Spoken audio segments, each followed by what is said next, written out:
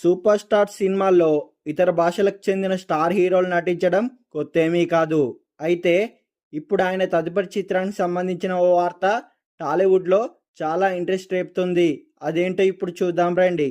అశ్వత్ మారిముత్తు డైరెక్షన్లో కమల్ హాసన్ నిర్మాతగా రజనీకాంత్ గారి హీరోగా తెరకెక్కుతున్న మూవీ ధర్మాన్.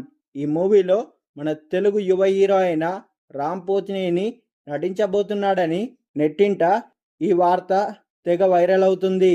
ఈ మూవీలో రజనీకాంత్ అల్లుడిగా కనిపిస్తాడా లేక విలన్ షేడ్స్లో ఉన్న క్యారెక్టర్లో మెప్పిస్తాడా అనే ఊహాగానాలు సోషల్ మీడియాలో వైరల్గా మారుతున్నాయి. ఈ సినిమాలో రామ్ గారికి జోడీగా రాశీ ఖన్నా నటించబోతున్నట్లు ప్రచారం సాగుతుంది. దీంతో ఇప్పటికే ఈ సినిమాపై టాలీవుడ్లో ఆసక్తి అనేది పెరిగిపోయింది. మరోవైపు రజనీ సినిమాలో రామ్ లాంటి తెలుగు స్టార్ నటించడంపై అభిమానుల్లో భిన్నమైన చర్చ జరుగుతుంది.